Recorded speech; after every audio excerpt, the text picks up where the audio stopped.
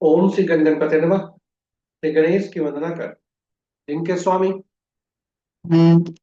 शनिदेव श्री राम भक्त हनुमान तथा उनके स्वामी श्री राम की आराधना कर, इष्ट देव का ध्यान कर, गुरुजनों को नमन कर अभिनंदन करते हैं आपका वरुण द्वारा प्रस्तुत आज के लघु पंचांग में। यह लघु पंचांग हम नित्य प्रस्तुत किया करते हैं और प्रतिदिन प्रस्तुत दैनिक पंचांग जो 5 भागों में हुआ करता है, उसके पहले भाग का यह लघु रूप है जो आपके ही सुझाव के अनुरूप है। इसमें डेटा जो भी प्रयुक्त होता है दैनिक पंचांग से ले आते हैं, छवि तथा ध्वनि गूगल से दी जाती है और यह प्रस्तुति आप तक यूट्यूब के माध्यम से उनके सौजन्य से हम सफलपूर्वक पहुंचा पाने में समर्थ होते हैं। तो चलिए लघु पंचांग की तरफ चलते हैं और लघु पंचांग की तरफ चलने के क्रम में मन ही मन श्री गणेश की स्तुति करते चलते हैं ताकि इस प्रस्तुति को आप तक पहुंचने में न कोई विघ्न हो, न कोई बाधा हो और कार्य की शक्ति हो। साथ ही साथ इस प्रस्तुति को, इस विद्या का समुचित प्रचार और प्रसार हो और सभी का कल्याण हो। सर्वे भवन्तु सुखिनः, सर्वे सन्तु निरामयाः।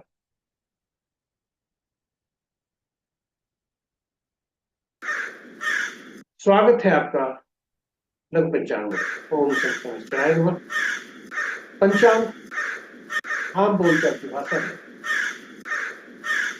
शुभ और अशुभ हो जाने का एक माध्यम है, किंतु पुराणों में लिखा है कि पंचांग को सुनने मात्र से गंगा स्नान का विभाग होता है, यानी गंगा जल का करती है और हमारे शरीर में जल की मात्रा अधिक पाई जाती है। हाँ, साथ ही साथ जन्म कुंडली में बैठी जलीय राशि और उसमें जो ग्रह बैठे रहे और जलीय राशि के स्वामी, ये सभी एक्टिवेट होते हैं और सुख होते हैं।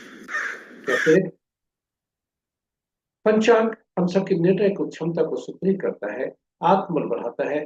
पंचांग प्रकृति और ब्रह्मांड की ऊर्जा के साथ संतुलन स्थापित करने में सहायक होता है, जिससे जीवन में शांति, समृद्धि और सकारात्मकता का संचार होता है। अतः पंचांग का अनुसरण करके हम अपने जीवन को अधिक सफल और समृद्ध बना सकते हैं। तो चलिए आइए पंचांग की महत्ता को समझते हुए पुराणों से लेकर के हमारे व्यवहारिक जीवन में आइए पंचांग को सुने, सुनाएं, साथ ही साथ इसका अनुसरण करें और अनुसरण करके अपने जीवन को अधिक सफल और समृद्ध बनाएं। इसी के साथ पंचांग के लघु पंचांग के मुख्य भाग पर आज का दिनांक 21 अप्रैल 2026, माह फाल्गुन, पक्ष शुक्ल, शाका संवत 1947 विश्व वसु, विक्रम संवत 2082 कलायुग और कलयुग का 5126वां। आज का सूर्योदय 6:20 पर, सूर्यास्त 5:47 पर, sunrise at 6:20 AM and sunset at 5:47 PM। आज का दिशा शूल पूर्व है, फिर भी इस दिशा में यात्रा करने को बाध्यता हुई तो अदरक या उड़द की दाल का सेवन करके यात्रा में शुरू कर। पंचांग के 5 वर्ग इस प्रकार: वार शनिवार, तिथि अपराह्न 1 बजे तक चतुर्थी जो रिक्ता तिथि के अंतर्गत आता है, उसके बाद पंचमी जो पूर्ण तिथि के अंतर्गत आता है, नक्षत्र रात्रि के 7:07 तक रेवती, उसके बाद अश्विनी। आज का दिन आरंभ जो होता है वो रेवती के दूसरे पद से होता है, क्योंकि प्रातः 7:39 तक दूसरा पद, तीसरा पद अपराह्न 1:23 पर और चौथा पद रात्रि के 7:07।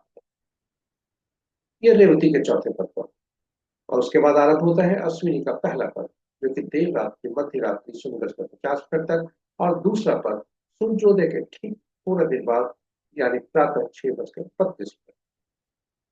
तो ये रहे हमारे नक्षत्रों की स्थिति। योग अपराह्न 3:51 तक शुभ और तत्पश्चात शुक्ल जो दोनों शुभ है। करण अपराह्न 1 बजे तक वृष्टि जो भद्रा, जिसे भद्रा भी कहते हैं, उसके बाद देर रात्रि मध्य रात्रि के 0:06 तक गौ और फिर पालव। तो ये रहे हमारे पंचांग के 5 अंक। महत्वपूर्ण मुहूर्त में अभिजीत शुभ महत्वपूर्ण मुहूर्त के शुभ मुहूर्त में अभिजीत मुहूर्त दिन के 11:40 से 12:26 दिन तक, अमृत काल अपराह्न 4:49 से संध्या के 6:31 तक,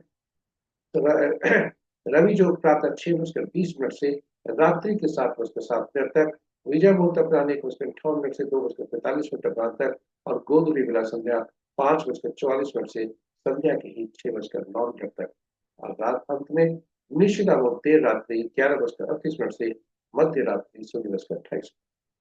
रात्रि में किए जाने पूजा पाठ जब तक साधना तंत्र मंत्र आदि के लिए निशिता मुहूर्त श्रेष्ठ हुआ करते हैं। अशुभ मुहूर्त में सबसे प्रभावी अशुभ मुहूर्त राहु का प्रातः 9:12 से दिन के 10:37 तक, गुली काल प्रातः 6:20 से यानी सूर्योदय से 7:46 प्रातः तक, यमगंड अपराह्न 1:29 से 2:55 अपराह्न तक। आज वर्ज मुहूर्त नहीं है।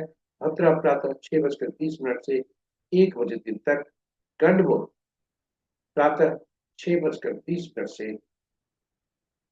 कल के संध्या के 5:54 तक और पंचक आज के सूर्योदय से आज के रात्रि 7:07।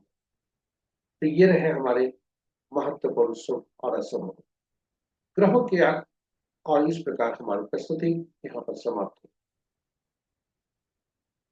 आशा करते हैं यह प्रस्तुति आपके लिए उपयोगी सिद्ध होगी।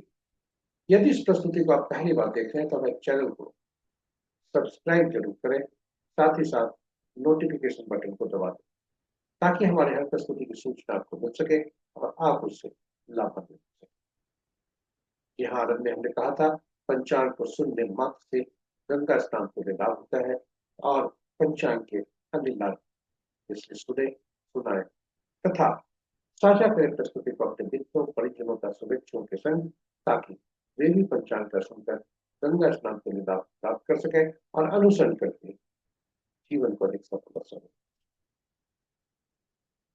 इसी के साथ हम प्रस्तुति को यहाँ विराम दें। इसके पूर्व हम आपसे इस आज के इष्ट देव शनि देव से श्री राम तथा राम भक्त हनुमान से प्रार्थना करते हैं कि उनकी असीम कृपा बनी रहे और आज आपका दिन शुभ हो।